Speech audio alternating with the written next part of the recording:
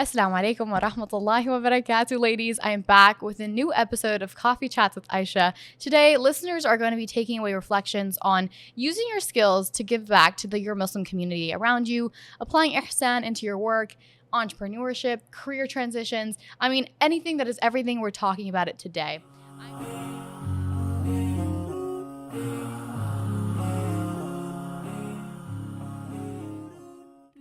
I'm joined with Amana Siddiqi. She went to the University of California, Irvine, and studied environmental science.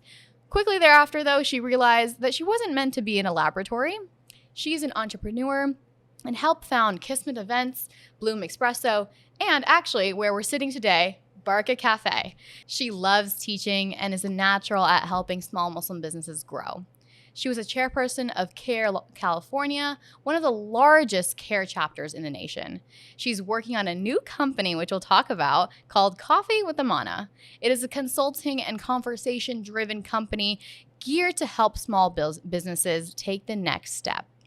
She's been married for over 20 years and is a mother of 3. She loves being part of the Muslim community and is very engaged with many organizations like ISOC and CARE California. Assalamu alaikum warahmatullahi wabarakatuh. Thanks for having me, Aisha. Of course. Okay, so I love to start off these conversations pretty light. We're in an actual cafe, so I think it is pretty on brand for us for me to ask you, do you actually like coffee? I do, and I know you were asking what's my drink, and Yes. It's a loaded question. Okay. Because it really depends on the time of day. So in the morning, I'm an Americano, Okay. and in the afternoon, I'm a cappuccino, and at night, I'm a cup of green tea. Oh my so gosh. it really depends on the time of day and my mood. But overall, an Americano and a cappuccino. Okay. No sugar. I do not no- take any sweetener. Wow, I don't espresso. add anything. I really love tasting the espresso. That is, wow. Okay, there you go. I mean, do you have all 3 in the day? Like as part of Sometimes your today I did. Okay. Today okay. I am. So I'm ending with a cup of green tea. I'm trying Okay. to be conscientious of the caffeine intake. Yeah. I can handle a lot, but I'm impressive. realizing as I get older, I should be very intentional with my caffeine intake. Okay, that's totally valid. All right, well, we'll jump into things. I'd love for course. this first section of our conversation to just be centered upon just being an entrepreneur, which you are, and you're really good at what you do. We're actually in one of your passion projects today, Barakah Cafe. Can you describe and just walk us through what is it? What was the inspiration behind it? How did it come about? I mean, everything. I think for me, coffee and hospitality is really ingrained in, tea and coffee is really ingrained in the Muslim identity. When you come to somebody's home, when you are celebrating in times of sorrow, a cup of tea or a cup of coffee is always offered, even sometimes more than water. It's being from the South Asian community, when in Pakistan and growing up in England, it's a cup of tea before and after every activity, more than water. Yeah. So it's really part of who we are. And when you come to the masjid, being able to come to this space really helps the hospitality. It was more of an afterthought that happened, but overall, it's been really nice. We've seen a lot of churches have coffee shops, and you go to them and they're amazing. They're not just, it's a small place at this particular church. It's really a high-end coffee experience. Yeah. And I really felt like the Muslim community needs that. We're not the only masjid with a coffee shop. We're one of the few maybe in California, but there's Barakah Cafe in Washington, D.C., in the Dulles area. Then there is, I believe it's called the Roots, Abdul Cullum. Murphy, near there. I believe, right, it's Cullum. They have a coffee shop. So it's something definitely happening. Yeah. And it was really this project to do it. The masjid, at least Garden Grove, has always had hospitality. We always have chai. We would always have samosas growing up. People would drive knowing that, even still today with our coffee shop after Maghrib, there's still free chai. Like that is something that will never be, inshallah, will never be taken away. People come here for Maghrib. They have chai. There's always some type of dessert, and that's free of charge. That's because that's the hospitality of our community. Yeah. And people from, all over California and the nation know that. So Islamic Society of Orange County is really a pioneer in that. Yeah. And this is just a preview of what we're going to do. It's Yeah. totally mobile. So this cart right here, everything is self-contained. Wow. And because this was actually our old masjid. So this Yeah. is the women's section. And this is where I actually used to pray growing up. I would come to this pillar and sit with that ledge and put my water bottle, Yeah. Ramadans. It's been over 20 years that we're in our new space, but this was really our home, and this is where people would pray. And now it's evolved. It was a bookstore that was run by another party. The masjid took it over last Ramadan, so for over a year the masjid was running the bookstore. Yeah. And then we were looking for a home for this cart. Originally it was just going to be on Fridays after Jummah. We were going to serve coffee, and then it came to where we're going to store the cart. It can't stay there, so then we were like, okay, if we store it here, well then we should be able to serve coffee every day. The space wasn't aesthetically pleasing. So we're like, okay, how do we make it pleasing to the eyes to come here and to be proud of this space? We had a custom design made from an artist, Mace, and it actually says Masjid Al-Rahman and Barakah Cafe in Arabic. Wow. And it's our brand. It's us. And people, when they come in here, they're like, oh my God, this is so beautiful. Yeah. And it's not, if you come to visit, it's not what you would think when you come, but when you're here and you see the love and the joy, everybody seems to have a really good time. We're also not trying to compete with other businesses. Yeah. We're really a place to bring barakah not only to yourself, but to the Muslim community. We feature a lot of Muslim businesses. We have our roaster is Ken's Coffee Roaster based in Los Gatos up north. And he's Palestinian, and he does our beans. Wow. We have a South Asian distributor for our matcha, and our matcha I've heard great things about matcha. Is ceremonial A grade. People Yeah. come just for the matcha. We had custom ceramics made from Habibi Ceramics. Oh my God. We serve Canaan. We have Canaan products. So really, we feature a lot of Muslim authors. So we really want people to feel proud of this as a place to showcase their business. Yeah. We're hoping to have able coffee roasters do a disability night. We're working with hopefully Kamaria to come out and talk about Yemeni coffee. So exciting. We had Mukhtar come from Monk of Mocha, stop by. And that was really the highlight. I was like, oh my God, he's at our coffee shop. What does he think? And, overall, he told us he loved it. Oh my God. It's really fun to see. And I want people to come here, not just because it's the Masjid coffee shop, but because they're going to get the best coffee. It's just good right? coffee. They want to come here. And the amount of dawah Yeah. that we're doing, this is better than open mosque days. So Yeah. every masjid, my goal is every masjid should have some type of hospitality. It doesn't have to be a full-blown store. And that's what we wanted to show in this space. Is it's a small space, but there, mashallah, is a lot of barakah in this space. Yes. And we're really, really hoping to bring this to every masjid. Maybe not Barakah Cafe, but whatever cafe they want in their space. Yeah. So that's the goal. And the best thing is that everything's owned and operated by the masjid.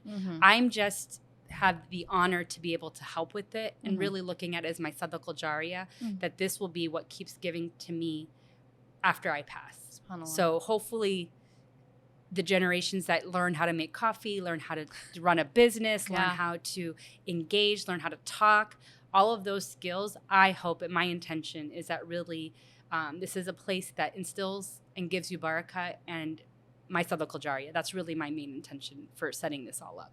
I love it. And I love that we're in it, that you can I'm literally really glad you're able to come. walk us through this entire beautiful space. SubhanAllah. I mean, everyone that I've spoken to, I mean, my friends who are out of state, right? Just out of university, they came, the first time they experienced Barakah Cafe was in Ramadan, when they would like travel around masjid hop, as out of state students love to do, and fell in love with it. And I was like, well, I know who did that. SubhanAllah. I mean, and really rave about the coffee, like you said. And that's They're really here for important to me. quality product. I don't want people to feel like they're doing a charity by coming here to get coffee. Like, I want them to be like, oh my God, it was the best cup of coffee. And this is going to the masjid. So it's like a waqf. Like they're a part of that. Obviously, we pay our baristas. We pay for high-end quality products. But I think the nice thing to know is that there's a lot of pride. And we take a lot of pride training our baristas. And they're not all Muslim. We have a few non-Muslim. We have Muslim. But really having it be engaged and open to the community is really a key part of that. Yeah. I mean, to this degree, what I feel like this is, I mean, there's so many types of entrepreneurship. So I'd love to jump into what you feel like embodied really is social entrepreneurship. I'd love for you to just walk through your experience or just chat about what are some lessons learned that through all of your experiences, like what does social entrepreneurship look like? And do you have tips, tricks that, you've learned? Really it's the organization you're working with. I've been really blessed to have a very positive experience with the Masjid. They really gave us a sense of ownership, and they really didn't say too much. They really trusted the process. But a part of that was also fundraising on our end. When we came into this space, we pitched it to the board that we're just doing the cart. Yeah. We're just going to have this little cart. We're going to serve coffee on Fridays, and it's going to be no big deal. And then it turned into, what on Fridays, and what if we have Sundays? And then it turned into we have a school, and it would be great for the teachers instead of bringing Starbucks to be able to come here. And the other day I walked in and the high school kids were studying and had a little class here, and it just melted. I was like, oh my God, this little space is bringing so much to the masjid. And the social entrepreneurship, because it's beyond us, like it's beyond me, it's beyond the baristas. Our intention is really to please Allah. And with that goes to having this community thrive to the best of its ability. So if that's through a cup of coffee, if that's having this available space to, different groups, we've been doing the souk, and we were trying to do it every month, but we realized it was going to get hard. And so we did it every other month. And it's a low cost to the vendor because we can't guarantee them how many people are going to come. Right. And we don't want them to feel like, oh my God, I'm putting this much money in. I need to make this much in sales to make it profitable. We really told our vendors, we're just asking you to come for a nominal fee, but we were very intentional. Like we didn't let anybody come because it is an honor. We have such a small space.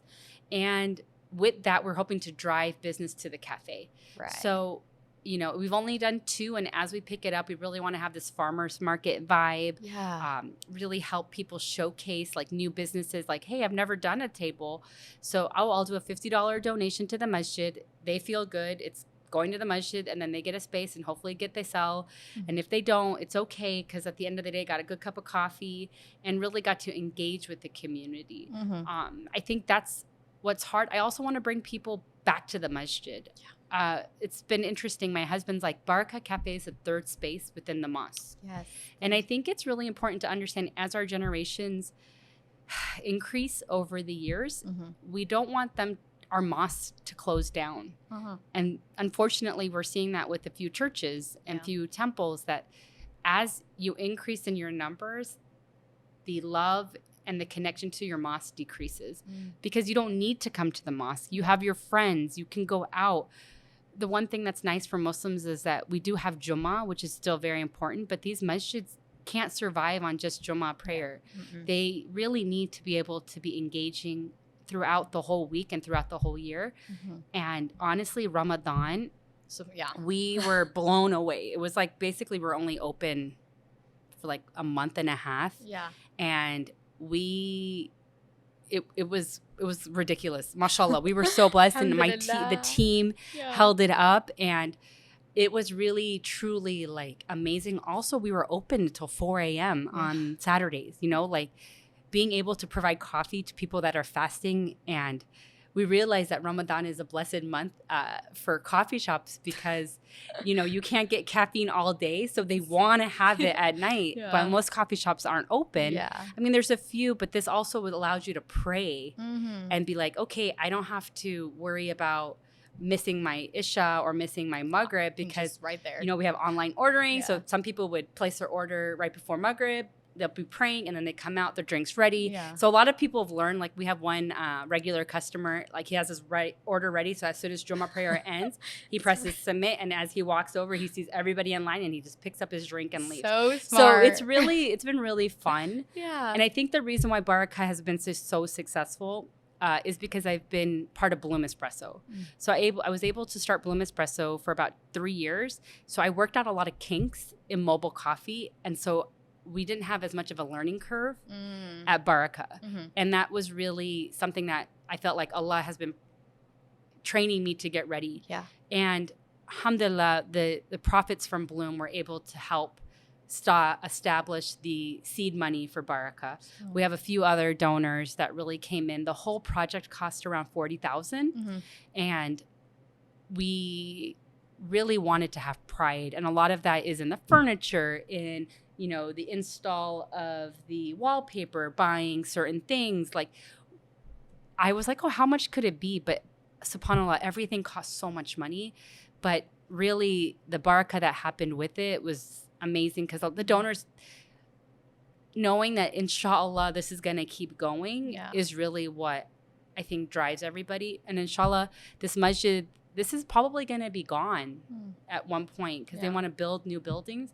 And in there, we want to build a proper coffee shop. Yeah. And that's where it would be a big location, proper cafe, a proper classroom, probably a podcast studio. Yeah, that'd be so cool. Stuff that people need. Yeah. We found like a proper kitchen. There's a few coffee shops here in Orange County that are associated with churches, and they've been our model on how they work. And we hope to become a model for other communities. Yeah. And there's so much growth in California that I'm excited to see where social entrepreneurship is going to go, because I think people, when they come here, knowing that their cup of coffee is paying obviously for the running of it, but inshallah is also providing to pay the electricity of the masjid, paying the water bill, and it's self-sufficient. It's not only going to be about raising money for, like, just give us money. No, it's like we're raising money to be so self-sustaining.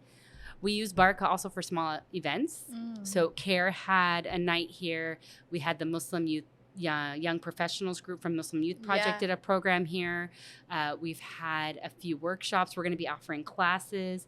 We have a ceramics class coming up, a calligraphy class, a like craft class to make a flower box, and all from Muslim businesses. Wow. And then a cookie decorating. So really, these are all young entrepreneurs that are coming to show their talent, not only to bring business to themselves, but also to bring business to the masjid. So it's been really, we're doing a networking group is renting out the space. Nice. And it's been really fun. We really, really are enjoying it. That's so awesome. Yeah, I never feel guilty paying for my coffee here. I'm like, yep, it's a donation. It's a Sadaqah to the masjid. The funny part is the kids from OCS, now their parents can't really say no. Yeah. They're like, well, it's going to the masjid. And the parents are like, oh, okay, I guess you're right. All right. It's better than going to Starbucks. But okay.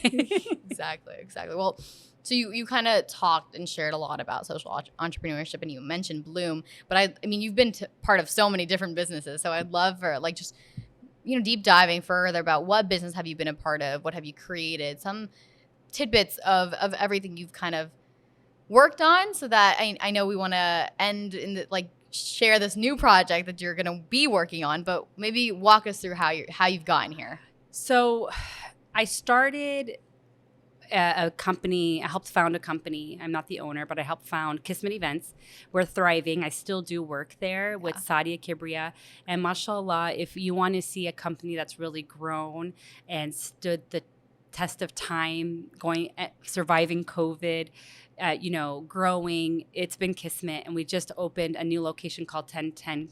And that's an actual space in Anaheim, so we can rent that out. And seeing Sadia's vision has been amazing to be a part of that. Yeah. And what I'm really good at is seeing that talent and wanting to be a part of it. So with Sadia, I was able to, and still I'm very closely connected to Kismet, and really seeing us be a part of how the South Asian wedding community has grown. I used to do wedding coordination. I don't anymore because it is a very intense and stressful job, and you give up your weekends. And I am a mother of 3, so it was really nice when they were young that I was able to have a weekend job, but as they got older, it wasn't for me anymore. It was really, that's my main priority. So I'm still there at the back end, and we do design. I learned how to do design. I learned how to talk to people. I learned being very Muslim, like I'm very, outwardly Muslim, wearing the hijab, and being at Sikh weddings and Hindu weddings, and even, Christian Arab weddings, and seeing people at first being like, I don't know if this girl can do it. But then at the end, they're like, oh, okay, she's got it. Yeah. So it's been really fun. It really helped my self-confidence. And I think the biggest thing is that me and Sadia just kept going. We just kind of went with it. We didn't overthink. And I think that's the number one thing is that people are like, I'm going to start a business. I need to do this, this, this, this. I don't think you do. I think you just start it and you just get your first client and you're like, okay, I'm going to see where this goes. Okay, all right, I now should become legal. Okay, let's become legal. Okay, maybe I should get insurance. Let's get insurance. So I think it kind of happens naturally. I think a lot of people make the mistake of doing all of the legal part, which you do. It's very important. Yeah. But what if you don't want to do it anymore? Wow. Right? Like, so you've wasted all of this money. You've wasted all of this research. You start it and you're like, it's not what I want to do. And then you start something else. I think it's kind of like what Allah has planned for you and what will come. Allah will make it easy. Yeah. So obviously always have yourself protected. Always talk to a lawyer. But in the end, if you get a client, just go with it. And then if it's obviously something that you were doing, and then in the back end, as you do it, you will protect yourself. It's always important. I think that's what was nice about Bloom is I was like, okay, you know what? I want to do a coffee cart. How do I do this? Do I need insurance? I found out you don't need a health permit if you do private events. So I was like, okay, let's not do public events. I won't do farmers markets, so I'll just stay private. Yeah. So I started in coffee. Like, we could talk about how I got into the coffee world. I started Kismet events, but coffee has always been something that I've loved to do. I worked at Coffee Bean and Tea Leaf by UC Irvine. And it was one of those jobs that, like you're like, oh, I'm looking for a job while I'm in school. It was my sophomore year. I was president of the MSU at UCI. Nice. I was taking OChem. I was like really in it. And I got a job at Coffee Bean. And it was honestly the best part of my day. It was the hardest year of my life in terms of like capacity, but it was also the best year of my life in terms of output. So I found that when you keep yourself busy with the intention, Allah will make the time happen. So I was very focused. I used to open at Coffee Bean at 5:30. Oh my gosh. Open shift. So I would work. Those days, they were over 20 years ago, but they feel like yesterday. I would open from 5:30 to like 12. I go to OChem at 12:30 to 1, and then I would do my other classes, do work, homework, and then go to MSU. But I was so focused and driven that the Coffee Bean part actually became my social outlet. So my friends would come visit me at work, and I was like, hey, I'm getting paid too, making them coffee. And I loved it. I loved the conversations. I still remember some people's drinks. Oh, wow. I don't remember their names. But I actually, like, if I were to see, I'd be like, oh, that person used to get the ultimate ice blended with extra crunchy. And my husband's like, what? I'm like, I don't know. They would come every day. And even now, I see people and I remember their drink order more than I remember their name. So I loved it. And I had this dream. One day I'm going to open a coffee shop. One day I'm going to open a coffee shop. I saw what it goes into opening a coffee shop because I worked at Coffee Bean. One, people not showing up to their shifts, two, stealing from you. I saw the dirty part of the coffee world, not coffee world, business world. Yeah. And it's the owner or the store manager that has to be there. And I was like, I'm not ready for it yet. I'm not ready to give all my life. I love traveling. I love doing this. I'm not ready. So Bloom Espresso was really kind of the best thing I could do for myself. Yeah. I got to have a coffee shop whenever I wanted it. It's a mobile coffee cart. I wanted a really fancy machine. I wanted to have people over. The intention was like, I'll just do coffee and tea for my family. I really make an amazing cup of chai. So it really was this company that was meant to give me that coffee shop without having the stress of a coffee shop. Yeah. And I never intended it to be like my main thing. It was really meant to be this side thing to pay for my coffee machine. And the funny thing is, I got it. I got my machine, and I got so tired of loading the machine because I would want to use it during the week. Yeah. I bought another one. Oh my gosh. So that I was like, you know what? This way, and it's so funny because I have the event. They're the same machine. I have the event machine, and then I have my home machine. And if it's a really big event, I'll take both. Yeah. But alhamdulillah, everything's paid off. So I was like, okay, And the natural progression is that you're going to open a store. Yeah. So at these things, when you're going to open the store, it's like, I'm not going to open a store. I have no desire.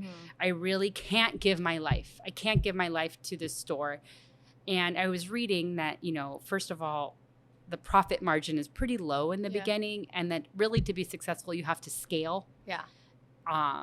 And what I love about small coffee shops is that there's that pride and joy in each cup. Yeah. And when you scale things, it's just too hard. It's too hard to keep that quality. So Barakah actually solved that itch because it's here. I'm still invested. I come almost every day, check in on the store. I'm managing it, but it's not about me. It's beyond me. Yeah. A lot of people are like, "Oh, do you own Barakah?" I'm like, "No, I don't. I'm volunteering. Like, this is really, I'm hoping that by next year this will be self-sufficient. We'll have a store manager, and we'll get people that'll keep giving."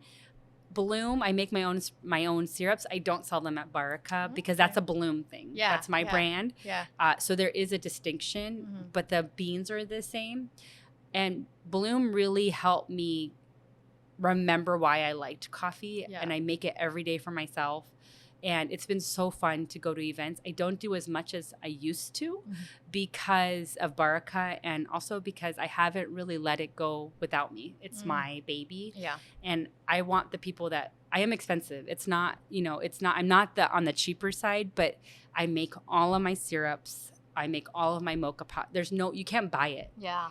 And when my clients are getting me, they're getting me because I'm an artisan coffee. You're good at what you do. Yes, and I have so much pride. Yeah. And it's really been fun. And with that came other people asking me, well, how do you do this? Like, how do you start a coffee cart? How do you start a business? How do you, so I've met with a few people, and now that's where Coffee with Amana has come in. And it's really a company, for me to give back. And I love helping small businesses. I will be your biggest cheerleader, and I'm not getting anything in return, but to know that company is successful because I played a role in it is enough for me. Yeah. I meet photographers, through Kismet. There's been so many people that have come through Kismet that Misadi and I have been able to see grow and flourish because of, the faith that we've had in those companies. Yeah. And so that's the part that's rewarding for me. In grad school, I'm a scientist by education, so that's why I'm very particular with coffee. So they kind of go hand in hand. Yeah. And I feel like Allah's been prepping me.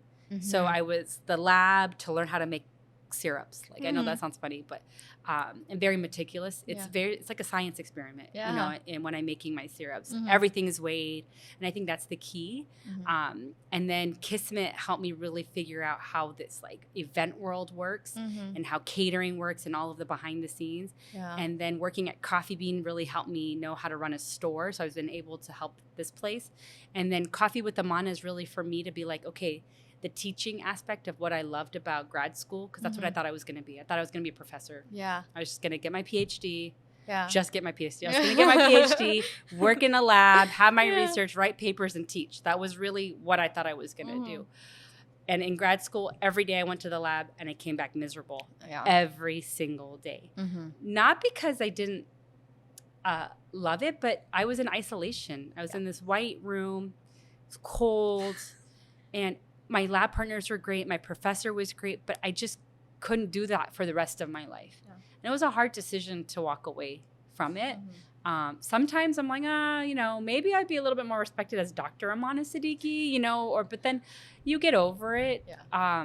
And you realize that that's not what success is. No. And really seeing like Kismet thrive, seeing this thrive, and seeing like all of the amount of impact I've had on people and being intentional and being with my children, I'm like, you know what? If I were to go tomorrow, it's okay. I feel content. And I think that's the part that people are chasing. Yeah. Because, the dunya will always tell you or define what success is. And oftentimes, in just this society that we live in, it's a part of what success can be. But the Quran will emphasize what success is.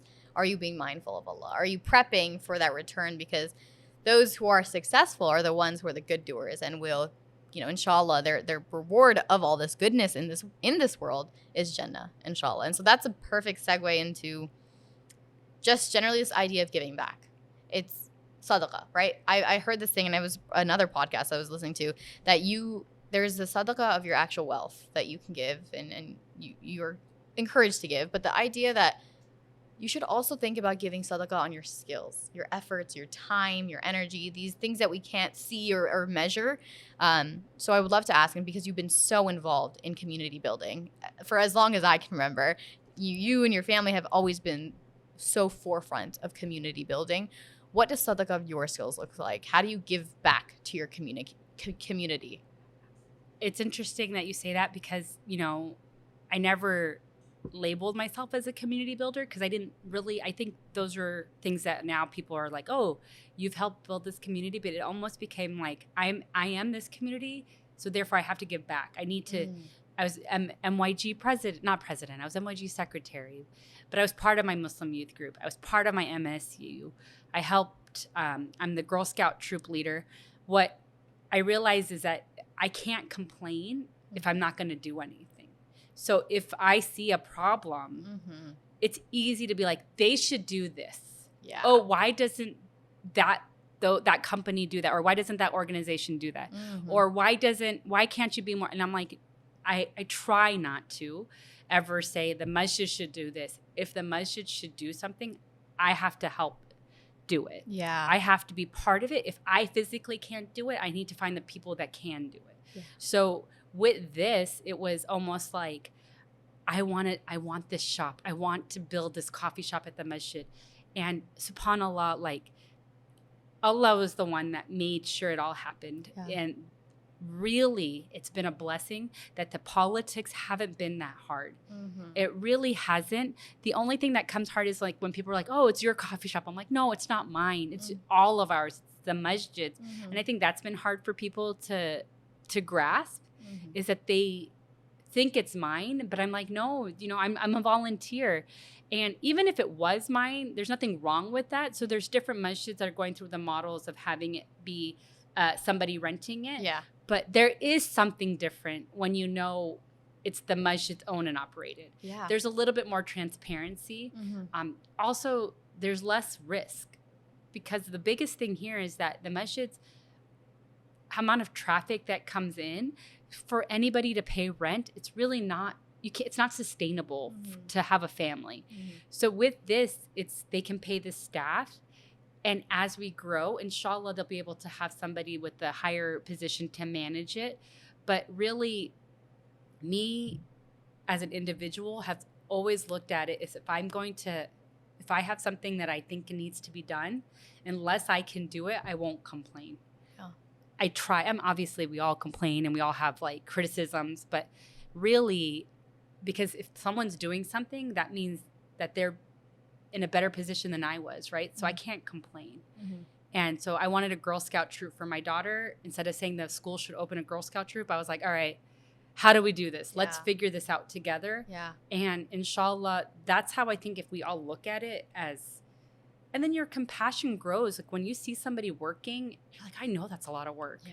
Whatever. Mashallah, our we have great finds. It's like a thrift store on property, and it's 10 years, celebrating its 10 years. And it started with a few women that were like, we have these clothes that are so nice that we don't want to give them away to a random, organization. These are like wedding outfits. So they said, okay, why don't we bring it in Ramadan and we'll sell them? And whatever the profit is, because that person was going to give it away anyway. Yeah. So whatever profit they get for the clothes, it'll go to the masjid. Yeah. That now has turned into a thrift shop at the masjid. And so people now, when they give their stuff, they're like, okay, yes, I'm giving it to the masjid, but that's going to generate income.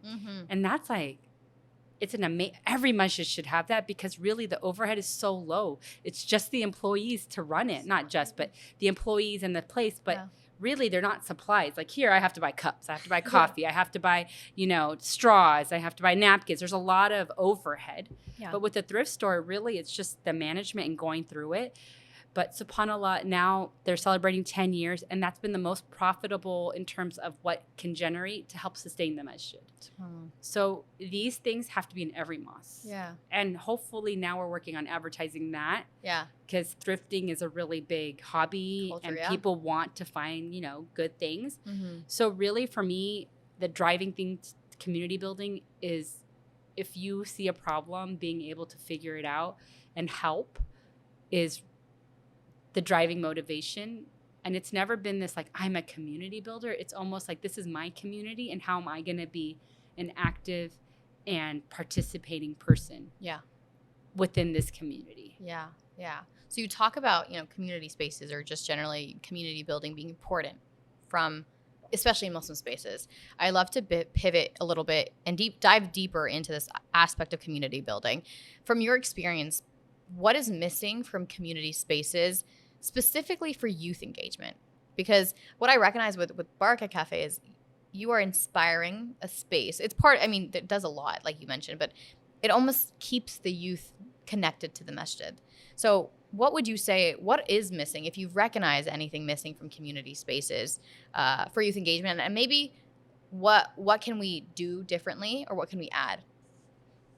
I think it needs to be instilled from the beginning that this masjid's been doing an okay job. It still has a lot of improving to do, but overall it's, mashallah, done really well, of understanding that you're a member. So, and having that, it was interesting because now I realize I'm an auntie and uncle. Like when I was younger, like the aunties and uncles are taking over the masjid. They don't let the youth take over. And now my husband and I are like, wait, we're the auntie and uncles, right? So alhamdulillah, at least at this masjid, we have our president, mashallah, is, younger, and our vice chair is younger, like meaning they're in the 30s. And so my son, who's about to be 18, to say like, okay, now you're going to be a member. You need to become a member at 18 of your masjid. And the masjid needs to do a better job of recruiting and telling what that membership looks like.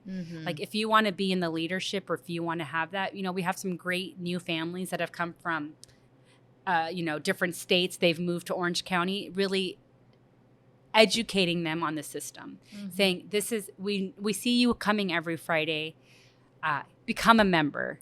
Because if you become a member, then you can vote. And when you vote, then you can have a say in the masjid.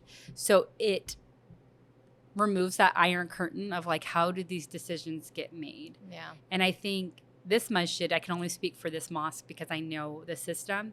We should have a membership table every week to kind of know what that means, because it's not advertised, and I don't think it's intentional. I think it's just capacity. I think it's the capacity to go and do that. But I think that's where it's on me as a member to make sure hey, are you a member of the masjid? Or like, are you on the email list? So it's almost like we need to recruit more people to be part of that. Yeah. And it shouldn't be just on the masjid staff. Yeah. Our masjid also is looking for an executive director. I think they're going to put out the job posting soon. To really take this to the next level. Development is really key. I think all organizations, it's been in the past that, we're just going to have a fundraising dinner. We'll ask our donors to give. Yeah. But it's so much more than that. Yeah. And I think the generations now, like my generation and younger, development is a key part. And I think we need to train our, recent college grads, having internships to know what that looks like, being able to give competitive pay. It shouldn't be like, I'm just working at the masjid. It should be like, I'm working at the masjid and it's just as competitive as any nonprofit. We can't really compete with like corporate America, but we can compete within the nonprofit sector. So being able to say, we'll pay as much as the ACLU if you're working. Yeah. CARE is doing that. CARE is on that to make sure when you work at CARE, you're not sacrificing livability or competitiveness. Yeah. Like if you're going to work here, development's going to be as just a competitive pay to other developments within the nonprofit world. So I think that's where the masjid and the community really needs to understand that if they're going to hire an executive director, it needs to be at competitive rates with other nonprofits, and it can't be competitive with other masjids. It needs to be competitive with the nonprofit world in general, because we're building institutions. This is not just a masjid. This is now an institution, and being able to pay a wage that is for California, it's a lot, but it's almost like if you build it, they will come. If you see the work that the institution's doing, they should be compensated because that's what they're doing for the betterment of our community. Yeah. So it's really important for us to understand that you're not sacrificing. Yes, you're doing Allah's work. You're doing things for a higher intention, but it should be like, I want to work here, but I can't because I can't afford it. Like, it should be like, yes, I want to work at the masjid. It's my dream job and I can live comfortably. Yeah. You know, I think there's a fine balance. I know the Jewish community, you know, somebody said like if the rabbi is in a certain area, they should have the standard of living of everybody that they're serving, that community that they're serving. So I think it's important to understand that it shouldn't be a sacrifice to work in the nonprofit world and in working in a Muslim nonprofit. Mm-hmm. I think we want the best talent to be working in the spaces to make us the best we can be to give back to the American community. Like, we're American, we're Muslim, and these masjids can provide community support, not just to Muslims. Mm-hmm. You know, these organizations are here for the community. You should be able during, you know, a natural disaster, the masjid should be the first ones to be having, you know, the electricity or, you know, like now we're going through the heat wave. The masjid should be in the AC cooling centers. Like, we are here to provide a service to everybody. Every Wednesday we do food distribution, and it's amazing to see how many people are being served here. And those are things that people don't see, but people are coming to the mosque. You know, every Monday we have our own food pantry. We're giving, you know, people come, and it's really nice because they'll see Barakah.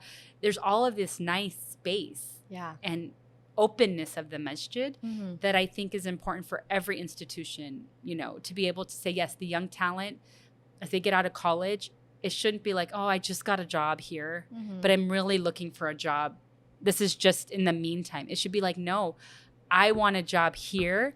I'm going to go somewhere else to get trained and come back to my Muslim community. And I think that's what I think our mind, as now me as an older generation, should look at giving back. We also don't give as much money, I think, as our parents' generation did to the masjids, because they sacrificed a lot. They came here as, you know, many as immigrants. They had no family support. You know, many were renting, but they still bought land. They built infrastructure. And I think we've taken it for granted to say like, okay, well, you know, the masjid's there. You know, do I need to give? Do I need to give as much money as my parents' generation did? Do I need to spend every weekend at the masjid? And I'm going to say yes, because if we don't, Islam's going to be lost. And our kids are going to see is like, oh, my great-grandparents were Muslim. You know, like, oh, yeah, I think my grandmother used to recite Quran. Wow.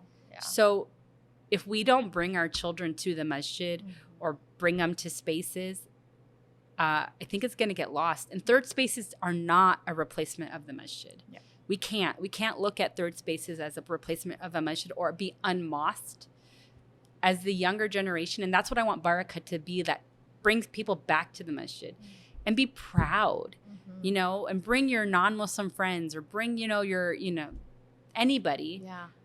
And it's retraining the community to understand that the masjid is not just for them, it's for everybody.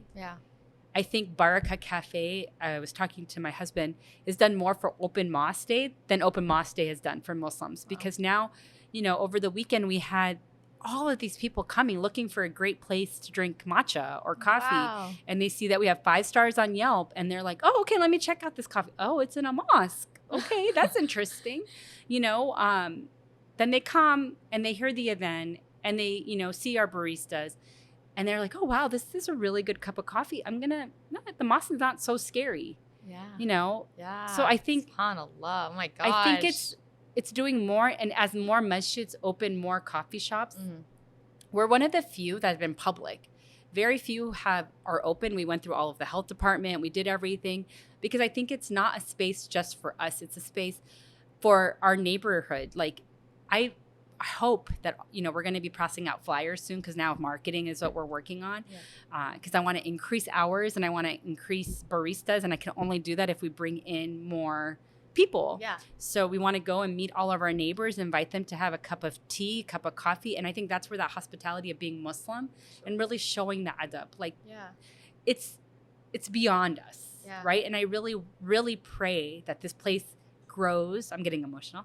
And after I pass, it's still here. That's really what I want. I mean, SubhanAllah, it's like you said, it's about setting up a space that can live beyond you, Inshallah. with the intention of it only becoming bigger and better. Better, inshallah. Inshallah. Few more questions. Yeah. Speaking of this concept of work, right? I would love to learn more about two things. What does having fun in work look like? But also, how do you incorporate ihsan into your work as well? So I joke around that I've been living the gig economy before it was a thing. I can't do something if I don't love it. I have been fortunate to be able to provide for, even my husband has his own company, and the flexibility of understanding, like, okay, maybe I'm working all the time, but then I also can have that flexibility. It is really important. And I think it all comes to intention in your time. I've also been time blocking before I knew time blocking was a thing. Really allocating time for certain aspects of your life, and in that time, devoting it to that item. Yeah. So I haven't had a 9-to-5 job since, unless you think of grad school as a job, really since grad school. And even in grad school, you're working all the time because you're in school and you have class and you're in the lab and you're doing research. But there's a certain point where you're really just focused on research and getting your paper out. So after grad school, I got married younger. I got married after undergrad, and I was in graduate school. And then when I was around 27, I had my first child. And that's really where I had to make that conscious decision. Okay, am I going to continue in the PhD path, or am I going to kind of, take a break from that and to do something else? So the plan was, okay, I'll get my master's degree. I got my master's with my son. So his first birthday, I graduated with my master's degree. Oh, I didn't know that. And then it was like, okay, let's look for a teaching job. I was like, all right, I'm going to teach. I can work at a junior college. I can work at, one of these private universities. And then I had my second child, and I realized I was like, okay, I don't think I want to work 9 to 5. Really being an intentional mother was my priority. I was blessed to have my mom stay home. She's a teacher too, later on in life. And my father, was a single income. So he taught at not a junior college, taught at Cal State Long Beach in the evenings to, make sure that we had enough money, and we were always, lived a comfortable life. Not extravagant, but very, within our means. I never felt like I couldn't have anything. But it was really because my dad worked really hard for us, and my mom was able to be there and manage the money. And I wanted to give that to my kids. So with Kismet, and then subhanAllah, when my daughter was 9 months, CARE LA approached me to be on their board. And I was like, what do I have to offer you? And they're like, well, you were really involved in your MSU, the community. We really think that you would be a valid member or valued member of the board. I said, okay. So I joined CARE LA when my daughter was 1, and I loved it. I loved being part of an organization and seeing what they're doing and the staff. And subhanAllah, the amount of growth that CARE LA and CARE California have had since I've joined the board it's like leaps and bounds. But what I did is that there was a free class on nonprofit boards. I've never been on a nonprofit board. Yeah. I don't know what it means to be on a board. Yeah. I just know what it means to be like an uncle on the board and just say no to stuff. But I knew that it was more than that. Yeah. So what CARE LA did is that they had a training. So I went to the training and I helped with the first strategic plan for CARE LA.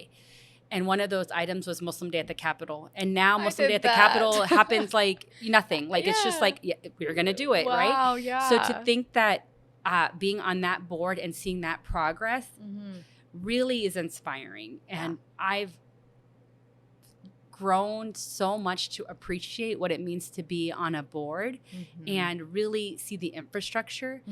When I turned out of CARE LA, I joined the CARE California board. And I was on the CARE California board for 6 years. 3 of those years I was chair.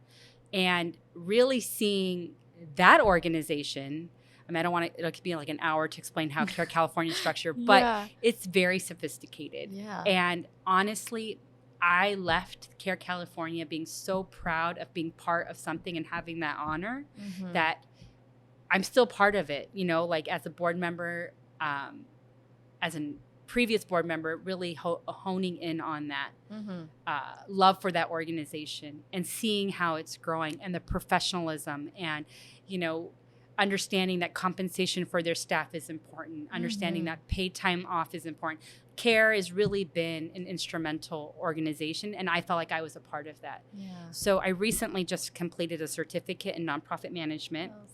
And so that's even where CARE Coffee with Amana is going to pivot. Oh, that's awesome. In development work. Being a part of CARE and seeing that nonprofit world, I really want to instill that. I know I have this thing, I want to instill it to all of the Muslims, but I really want to help other nonprofit boards within the Muslim community grow. Yeah. So that's also where Coffee with Amana has kind of pivoted.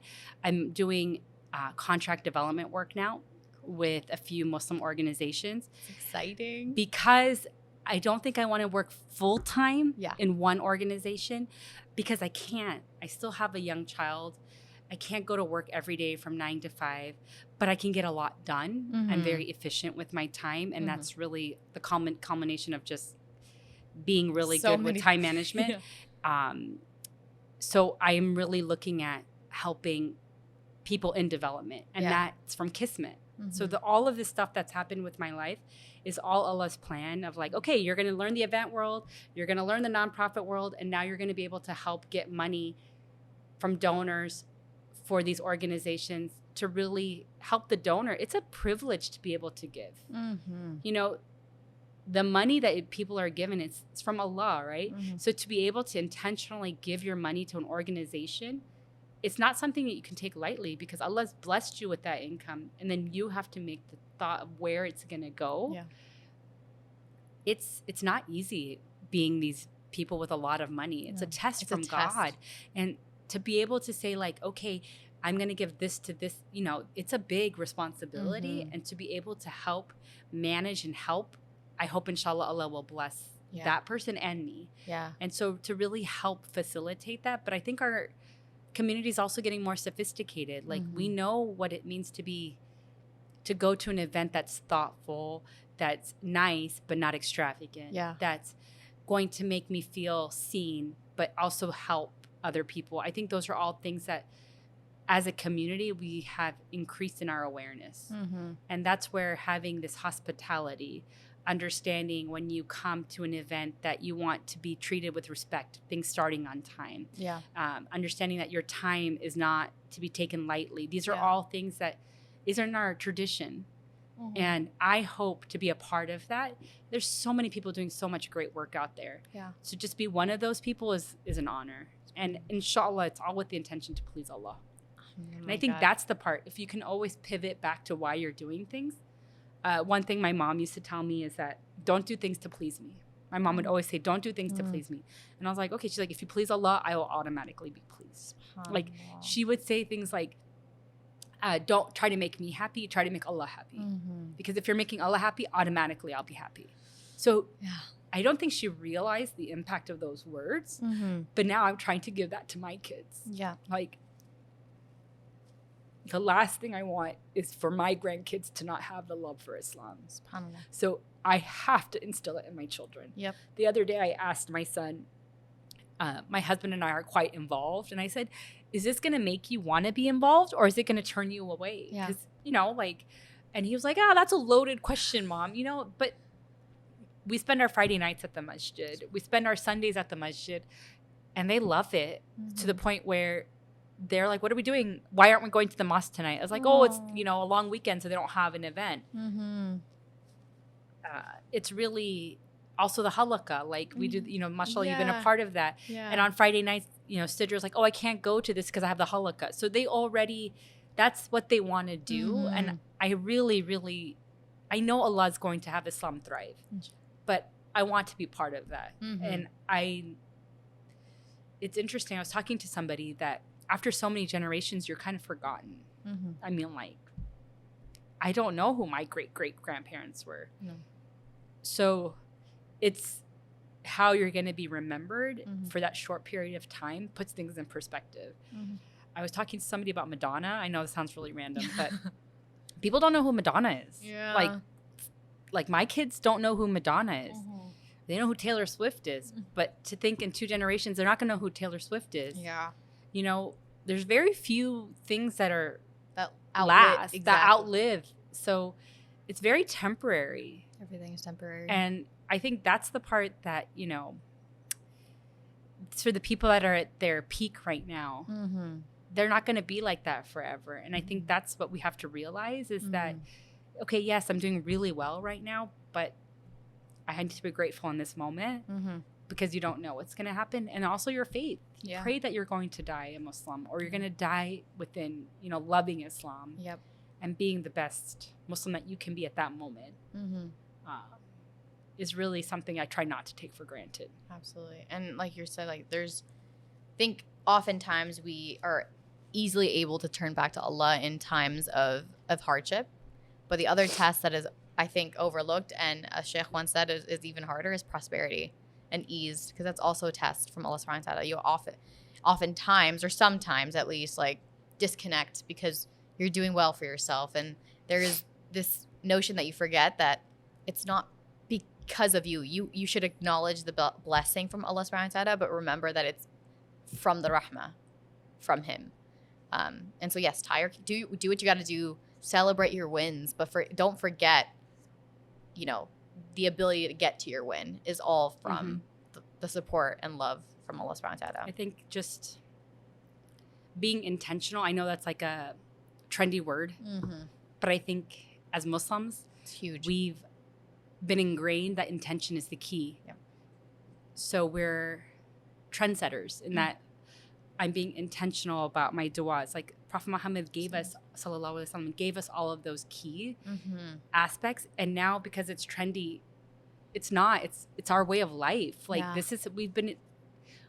we're taught to make an intention before we pray. We're taught to make an intention before we eat.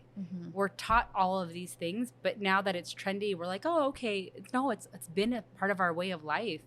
So being mindful, all of these words, right now it's trendy, but we've been brought up that way. I don't think we should forget that we've been doing this as Muslims for since, you know, the beginning of Islam. So I really hope and I pray that I can stay intentional, because it's really easy to kind of like forget it. I've done enough. I deserve a break. You know, it's their turn now. Exactly. And the idea of like, I mean, that really puts into, that question of am I doing enough has always been a leading question for myself to constantly reflect on, you know, my efforts or time or whatever, sadaqah, whatever it might be. Am I doing enough? And you don't know the answer. You don't know the answer when we're all going to be questioned on the Day of Judgment. But it serves as a motivation factor for me, because I never know. And I can't be complacent.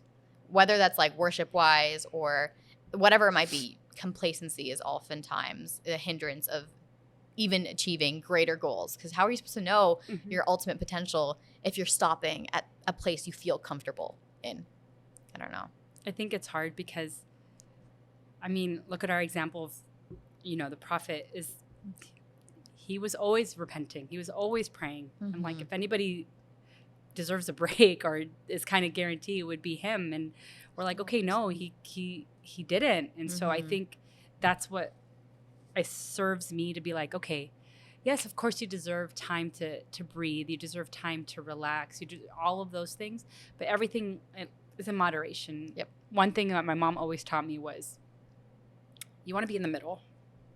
Being in the extreme of anything is not healthy. So if you're on that middle path, you pray 5 times a day, you fast in the month of Ramadan, you do, I don't want to say like just the bare requirements, but if you can keep that up, then when you get the opportunity to do a little extra, go for it. But you never really, I had a friend tell me that there's this line, and you always want to just stay as close as you can to the line. You never want to drop really low, and you never want to go really high, because extremes are really hard to keep up.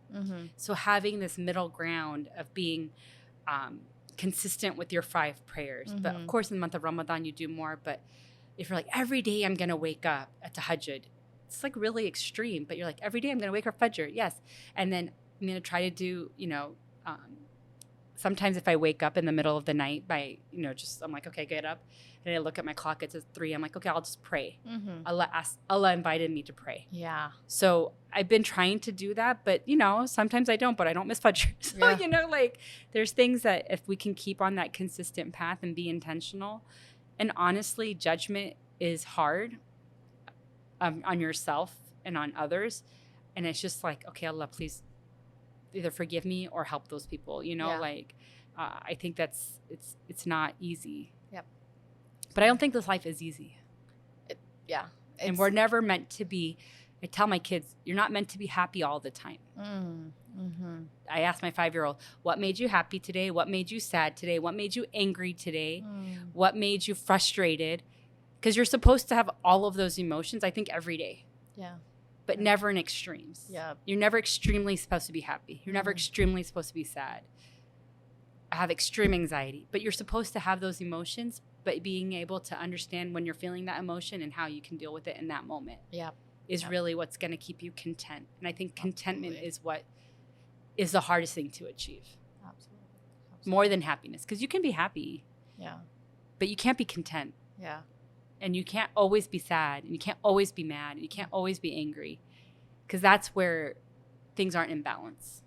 So having this balanced personality and understanding like, yes, today was an extremely hard day, but Inshallah. I made it through and there's going to be ease, Yep. Always. And I think we thrive on hardness. Like we get better when it's hard. Being able to manage that hardness is where the gift comes from Allah. It's been an absolute pleasure chatting with you. SubhanAllah. I mean, I've learned a lot. And I've known you like my entire life. My entire life. And I don't think I ever got like this much in terms of your life experiences and just the concept of being so present, intentional about anything that you do and the work that you commit to. So I hope all the listeners also found this super, super beneficial. And come check out Barakah Cafe. Come to Barakah Cafe. So I love asking this question to end off the conversation with my guests. What is a lesson learned that you know now that you wish you could have told your younger self? I think it's kind of like a cliche because a few of my, my friends that are in the same age, we've kind of talked about it. Getting away from this idea of having a formal degree. I think I always thought I was going to get my PhD. It was kind of ingrained that higher education, and it's still very important if it's really what you want to do. Yeah. I don't think becoming, at least in my generation, there was 3 paths: engineer, lawyer, doctor. It's really what it was. Yeah. What I love now is that engineer, lawyer, doctor is like almost like, all right, I don't have to do that. So when you meet somebody that's becoming a doctor, it's really because they want to be a doctor most of the time. Yeah. But telling the younger self that you're doing more now than you thought you were. Like you are still helping and you're successful. Yeah. Just not what maybe was success back then. Because really in college, no one was really looking at journalism. No one was really looking at, anything different. And I think I'm one of the last generation, like my generation. I don't know. We always argue if I'm a millennial or if I think it's a geriatric millennial is what we've come to. I have absolutely no idea. Yes, because we're at the end with like the boomers. Like we can, all of those things is really funny. And really seeing my kids go, oh, my mom does, she's like seeing my daughter being like, oh, my mom does this and my mom's part of Barakah. And understanding that that's what success is. Yeah. It's not the degree. I mean, alhamdulillah, I have this degree, but it's not the only thing that defines you. And I think there's so many people now that are like, I was following somebody on Instagram. He's a dentist, he's an artist, and he does like video game a board game. And I was like, oh my God, this guy's so cool. And it's the dentistry is like, oh, to pay the bills, but that's not what he wants to do. But he's living this life and he's doing it. And it's funny, I didn't realize I loved teeth so much until I had children. So who knows, maybe I would have been a dentist. But understanding that success is really defined on the end goal of how you want to live your life. Yeah. I told my kids that there's this guy that came, he's a tow truck driver. My father-in-law had a flat tire and he came, and this man was dressed perfectly. Shoes were shined, shirt was tucked in. He took pride in his work. Wow. So he came and he spent time checking my father-in-law's tire. And he's like, you know what? I don't think it's repairable. Can you back it up so I can listen? And I was like, okay. So we backed it up, and his truck was immaculate. Anyway, he sees my daughter. She's 2 at the time. He's like, oh, I have a 2-year-old son. And I was like, oh, okay. And he's like, every day I meet them for lunch at the park. And I was like, oh, that's beautiful. Yeah. He's like, yeah, my wife stays at home with the 2-year-old, and every day I have lunch with my son and my wife at the park. And he loves the truck just as much as your daughter loves the truck. And I was telling my son, he's successful. Yeah. That's what success is. Yeah. And not being, X, Y, XYZ that's horrible to their family, doesn't see them, but makes a lot of money. Yeah. That's not what success is. This man having pride in his job, and he's providing a skill, like he's taking care of the car that could potentially, like, for our safety. So he has pride. And if he was my son, I would be so proud of him. Providing an honest income for his family and spending time is more successful than any other person who's and I was lying to themselves about being successful. And my son's like, really? I'm like, yeah, look at him. Yeah. He's, whatever you do in life, if you love it and you do it with pride and it's something that's helping somebody, it's a blessing. So success is not just based on one factor or 2 factors. It's really based on the whole person.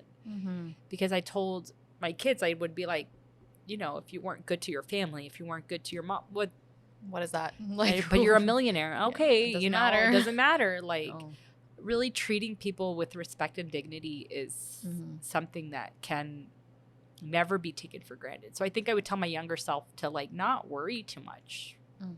Just trust in the process and trust in Allah more. Yeah. Absolutely. Well, on that note, and I'm a crier, guys. No, it's okay. I am too. Everyone who knows me knows I will. They will release themselves. But thank you so much. I cannot thank you enough for allowing me into your space, allowing me into learning more about you and your experiences.